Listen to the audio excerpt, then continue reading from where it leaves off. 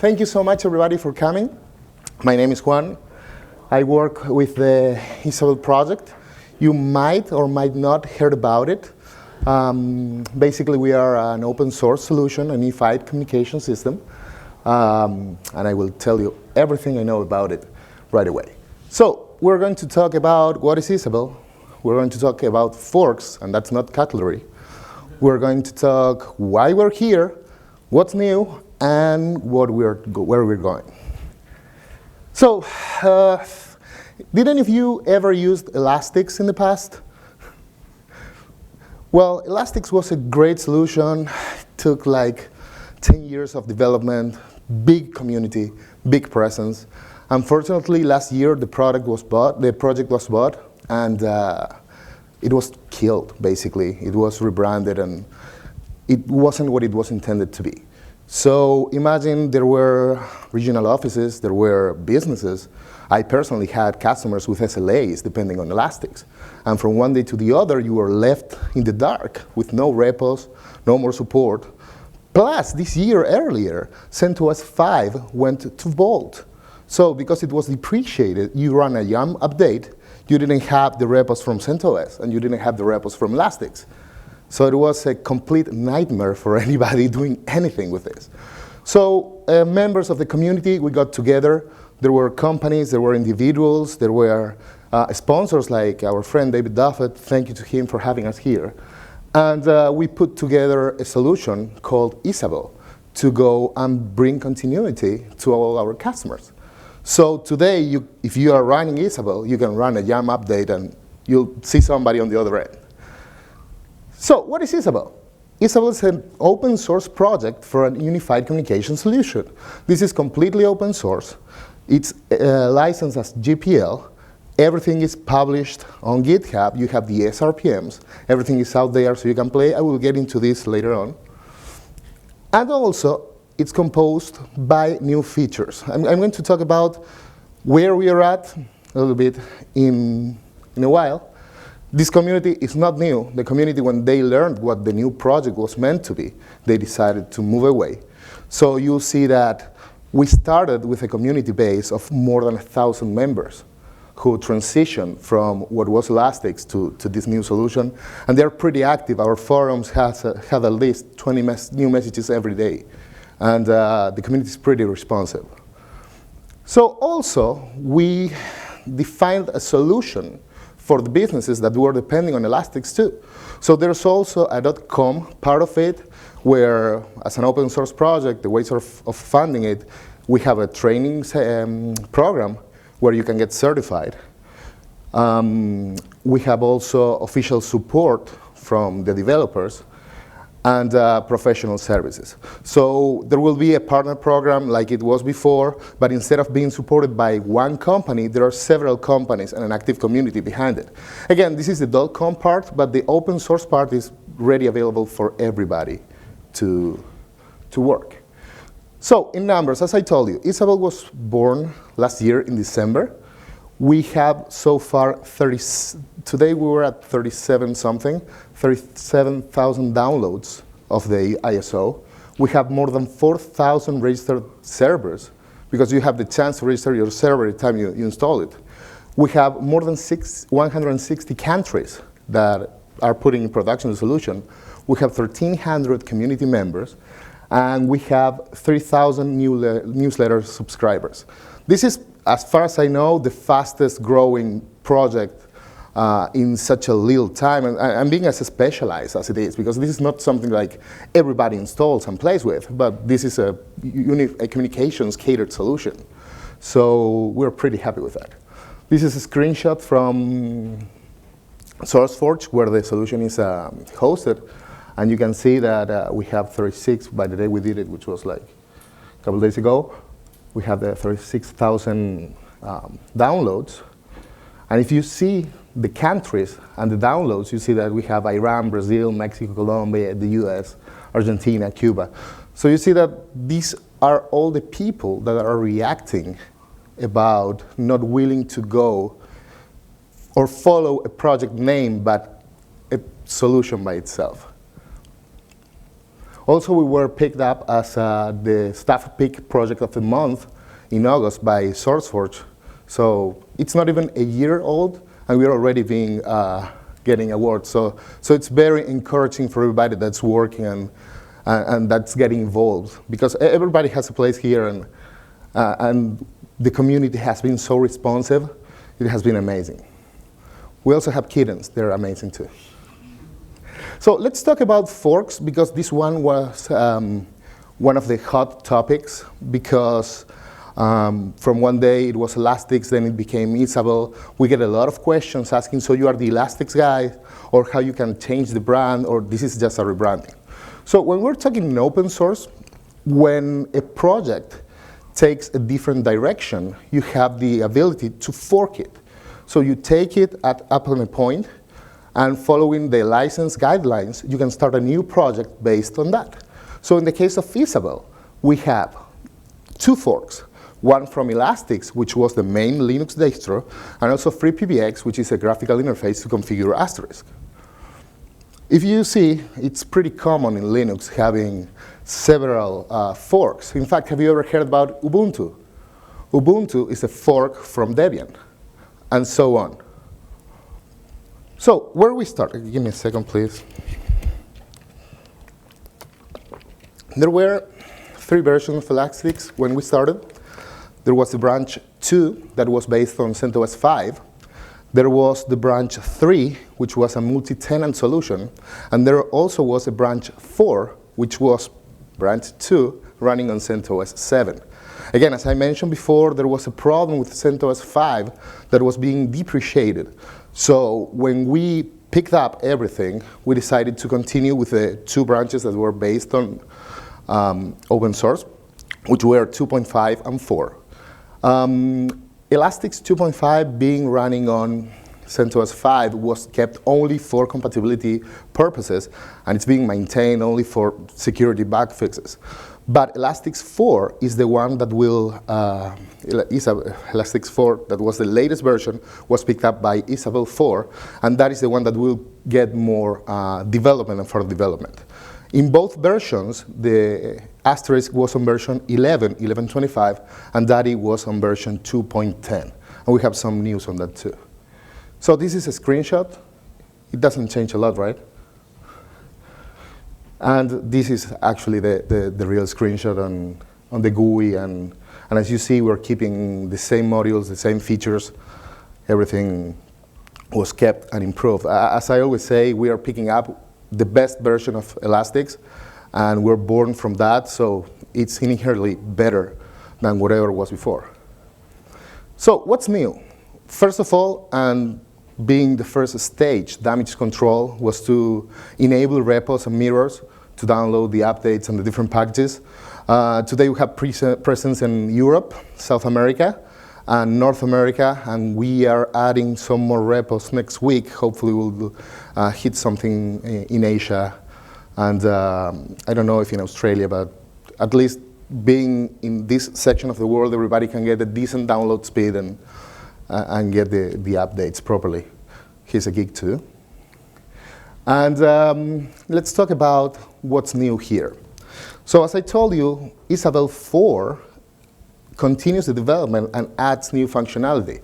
One of the hot topics with Elastix was always security, because everybody was complaining this was a solution that was really insecure, that nobody was taking care of it, the install dropped it. In fact, in the early versions, they had a hard-coded admin password. So if you had your server exposed to the cloud, to the internet, sorry, and somebody knew it was Elastic server and you didn't change the admin password, you can get like my SQL password was hard-coded, so it was pretty insecure.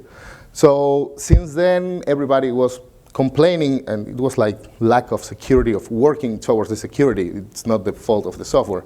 But we took some steps ahead, and we included 2 main security features. The first one, we have the ability to create firewall rules based on GeoIP. So you can block continents or countries, or enable continents or countries. So that way, if you want to be exposed to the internet, you can grant, you know that your users are on a certain area, or you're getting too many attacks from a certain area, you can block them, just creating firewall rules on the GUI like you did before, but now you have the chance to do it with this. Also, we have a migration tool that lets you pick up your configuration on the older Elastix versions and also free PBX versions and import them into Issabel. So that way, you can start fresh with all the configurations, no major pain. This has been pretty popular. We have a lot of thank you notes for this tool, and we know that people is really curious about it. We had an online seminar back in September. How many attendees would we have? Like 85 attendees on the explanation of the migration tool. So community has been really receptive about this tool. Also, we have the ping and trace path tools on the GUI. There are people who prefer to do it on the GUI. They have the chance here. And also, we have fail to ban by default, and it can be configured through the GUI. This didn't exist before, so now you have the chance to customize and work with fail to ban from the GUI directly.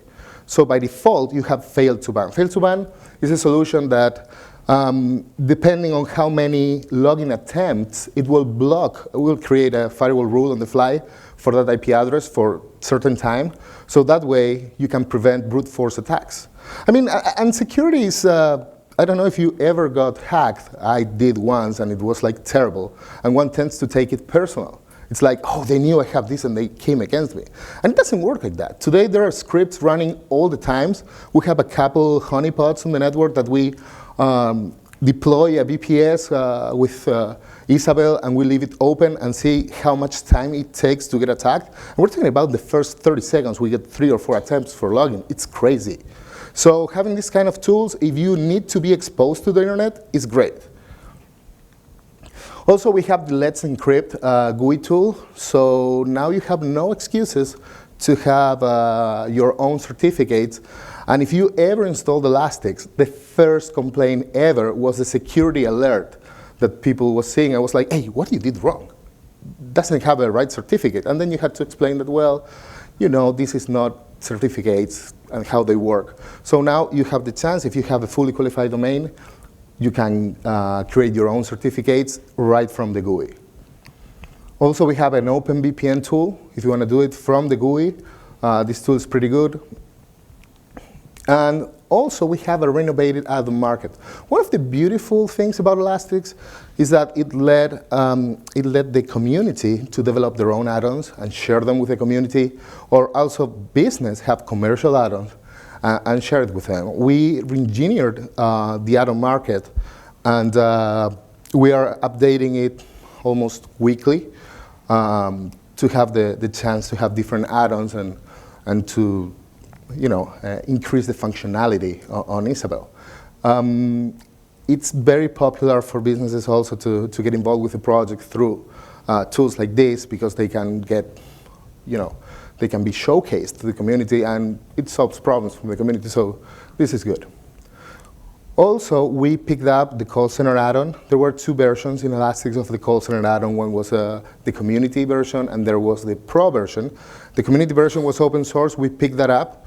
We created a fork, and we started to work that out to include some bug fixes and improvements. This was one of the hot topics on Elastix in the past, the call center module. So it's available on Isabel. So if you have a call center or something similar, it's right there to work with it. And also bug fixes. There was a hot topic with Elastix 4 when it was released, because it had several issues that the community was complaining about, because the transition from CentOS 5 to CentOS 7 wasn't that smooth as we wanted. So one of the first things that the dev team did was to, remove some of the bug there and fix some of the things there. So CentOS 7 today is completely stable, and people are getting used to it. And it's better because CentOS 5 doesn't exist anymore, so it's the way to go. Plus, I don't know if you had this experience before, but it happened to me a couple of years ago. I bought this server to test, and it only had USB 3 ports. So when I boot my CentOS 5, I had no keyboard. When was the last time you bought a USB card? I bought one last year. I found one, thanks God. And those compatibility issues became something serious with CentOS 5. Especially in the entry-level servers, they came only with USB 3 ports, so it was really bad. Now having that also expands the ability of adding more hardware available for that. We hate those bugs. So what's new? Continuing talking. Isabel is cloud ready. I don't know if you had the chance in the past, or did you try to install Elastix on the cloud. Sometimes it worked, sometimes it didn't work. It was everything because of Daddy. One of our devs, Germán Venturino, he came up with an idea to make it more portable. You know that Daddy is a kernel module. So being a kernel module, it's compiled to work within a specific kernel. So if your BPS had a different kernel than the release that it came from, it wouldn't work. So there is a very, very smart solution called DKMS, which stands for Dynamic Kernel Module Support, which basically what it does, if your system is updated and your kernel is updated, it will recompile the kernel module to be current. That means that you can install Issabel in any CentOS 7 container, and it will work because all the kernel-depending modules will be compiled after it's updated. So it's cloud-ready. Also, we have a net install script where you basically, with these two commands, you can pick up a CentOS minimal instance and have the latest software base, also with DKMS and all different features. So this has been also really popular with the community because not everybody is willing to test on their own servers. Maybe they want to bump it in a VPS out there, and you know, it works pretty well, especially when you don't have good bandwidth to test and you're using one of those VPS servers outside that tend to have better bandwidth than what we have at home. So for testing, this is great. Also, again, putting focus on the open source, all the modules are now published on GitHub. This didn't happen before. So if you go to the GitHub of Isabel, you will find all the modules there with all the code, and you can create a pull request if you find a bug fix, or you can fork it and modify it and do whatever you want. And also, all the SRPMs are published on the repositories. The SRPMs lets you install the sources for the RPM packages, so if you want to make any changes on them, you just install it, play with it, rebuild it, and it's really fun playing with RPM if you have the time. Also, one thing that we're focusing, we're vendor agnostics, even though there will be a hardware line for the commercial part of the business. We are open to work with anybody. Every hardware vendor, because every single part of the code is developed, available in GitHub, they can develop their own functionality, fork it, create patches, and work with the code. So in this sense, also, we are open to receive any kind of hardware that wants to be, for example, phones that wants to be certified in the endpoint configurator, so we can create templates and make it easier to configure for other people. And as I told you, we are focusing now on improve the branch 4 of Isabel. So 2.5 will be kept for compatibility only, and all further development is being done on the branch 4. Also, we're introducing new versions of Asterisk and Daddy.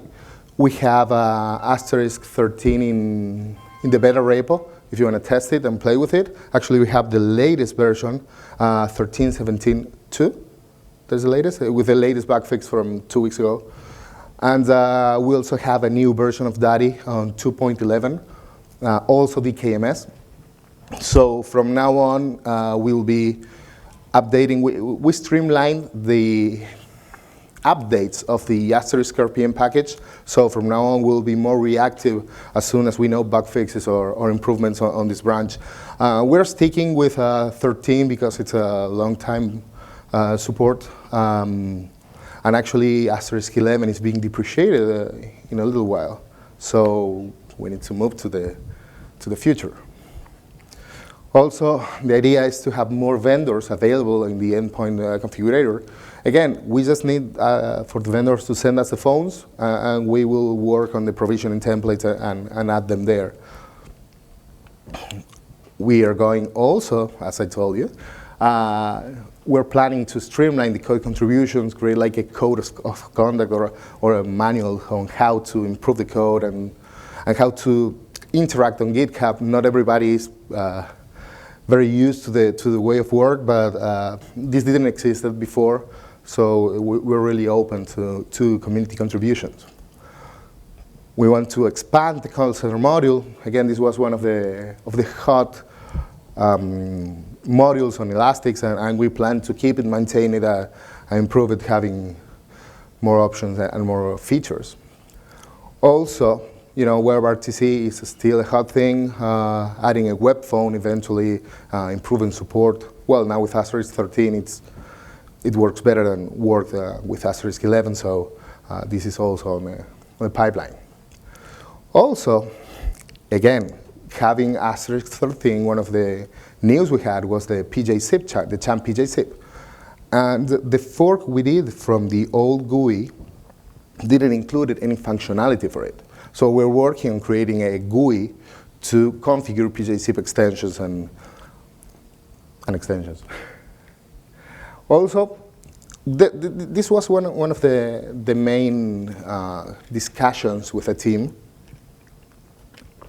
about what are we going to do, because we forked FreePBX, and we are already modifying and adding functionality. But the plan is to migrate to a new platform for the graphical configuration of Asterisk. In the next weeks, some news will come about releasing a beta on a new way of doing it, and we'll have an original way that will be moved apart from that. And don't say anything out loud, but I promise. Okay, any questions? Yeah, my question was, is there any active development on another multi-tenant version of the product? Yes, there is a multi-tenant version, but it will be a commercial version. Other hands? I have a shirt for the next question. Ooh.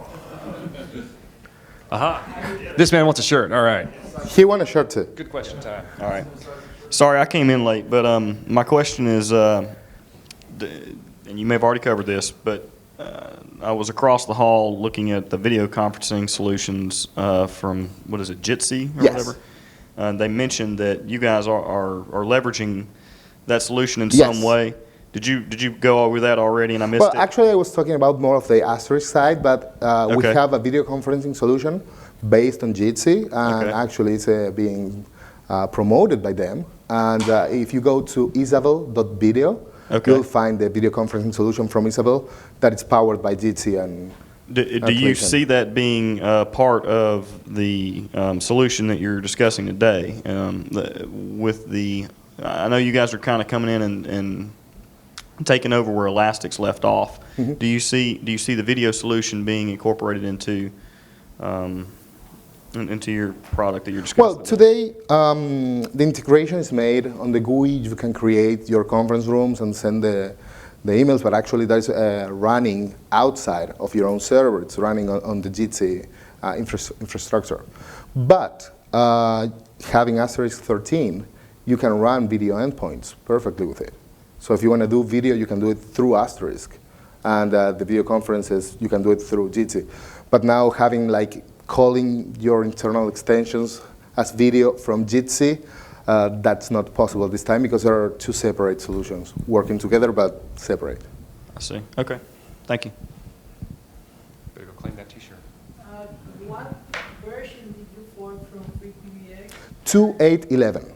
That was the latest available on Elastix. That was the last that was taken off. And we already have improvements and changes on that. Okay, but are you going to just take it up with this new? Yes, the plan is to replace, it was forked into a software called Isabel PBX, which is a PBX configurator GUI. And yes, the plan is to include a new graphical interface to configure Asterisk. Any more questions? All right, let's give a big round of applause for Juan Pablo. All right, thank you so much.